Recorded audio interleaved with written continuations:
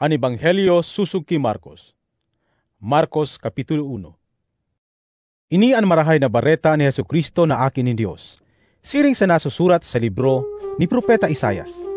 Uya, papainuton ko sa imo ang sugo ko, nganing andamon andalan na aagihan mo, iguang nagkukurahaw sa kalangtadan, andama andalan para sa kagurangnan, tano sa andalan na sa iyang lalakawan. Kaya nagduman si Juan sa kalangtadan. Nagbunyag siya asin naghulit sa mga tao. Magbakli na kamo saka magpabunyag, asin papatawadon kamo ni Dios kan mga kasalan nindo. Nagduman sa pagdangog ki Juan ang gabos na taga Judea, saka taga Jerusalem. Itinuga nindaan sa indang mga kasalan, dangan binunyagan sinda ni Juan sa salog nin Jordan. Ang gubing ni Juan, hinabol na buhok nin kamelyo, saka may hagkos siyang anit. Ang kinakakanya, duron asin dugos. Nagbahayag siya sa mga tao. Ang tawong maabot na kasunod ko, mas mapangyari kisa sa ko. Asin day ako maninigo na maghalikan sa iyang sandalyas. Binubunyagan ko kamo sa tubig, alagad siya mabunyag sa indo sa Espiritu Santo. Dai na haloy, nagabot si Jesus hali sa Nazaret nin Galilea, asin binunyagan ni Juan sa salog nin Jordan. Pakahawas ni Jesus sa tubig, nahiling tulos niya na ang langit na buksan, asin ang Espiritu Santo arog sa salampati na naghihilig sa iya. Dangan nagsabi ang sarong tingog hali sa langit, Ika ang sakong namumuta na aki, na sakong ikinakaugma.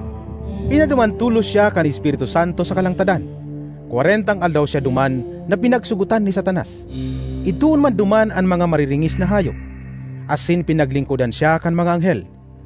Kan mabilanggo si Juan, nagduman si Jesus sa Galilea, asin naghulit siya kan marahay na bareta ni Dios. Nagsabi siya, Uminabot na ang talaan na panahon. Uya na ang kahadian nin Diyos. Magbakli kamo asin magtubod sa marahay na barita. Kan naglalakaw si Jesus sa baybayon kan danaw nin Galilea, nahiling niya ang magtugang na parasira, si Simon saka si Andres, na nag-iitsa kan hikot sa danaw.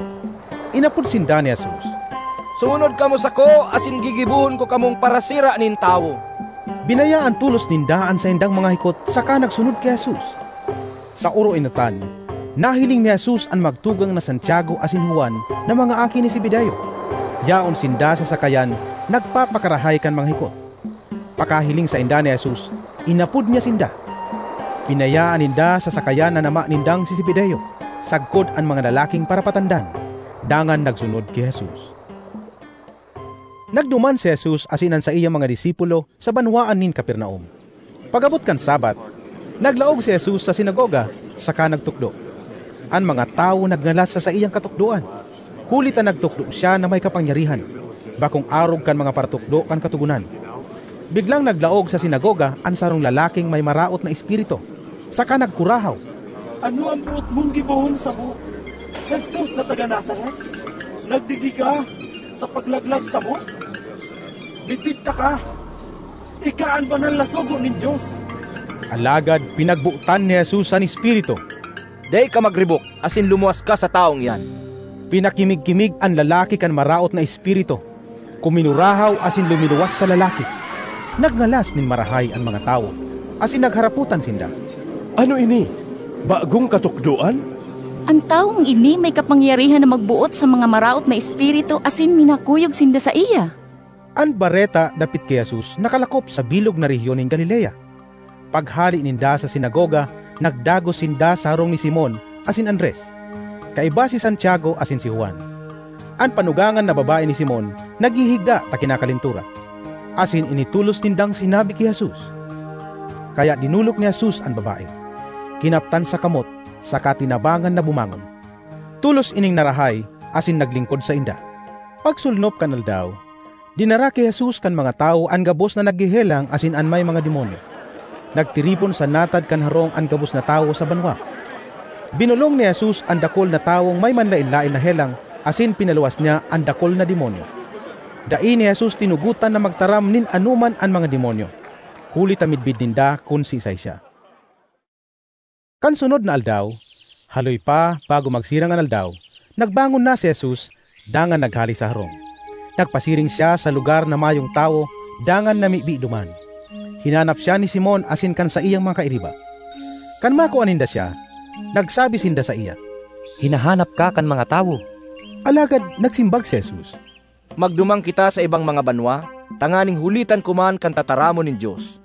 Huli tayan ang katuyuhan kan pagdigdiko. Kaya linibot ni Jesus ang bilog na Galilea. Naghulit siya sa mga sinagoga, saka nagpaluwas nin mga demonyo. Nagdulok kay Jesus ang sarong dauton. Nagluhod, saka nakimaherak na tabangan. Kung buot mo, malilinigan mo ako. Ang sabi kan dauton, naherak sa iya si Jesus. Inunat ang sa iyang kamot, dinutaan ang dauton asin sinabihan. Buot ko, maging malinig ka. Nahali tulos ang daot, asin naging malinig ang lalaki. Pinahali tulos siya ni Jesus, pakatapos na pagbuutanin siring. Dahil mo iniipang usip, kundi magduman ka asin magpahiling sa padi.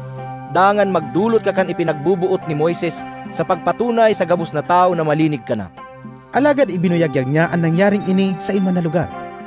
Kaya daina si Jesus nakakalaog na hayag sa sarong banwa. Duman na sana siya sa luwas kan banwa. Asin duman na sana siya tinutuyo kan mga tawong harali sa manlain-lain na lugar.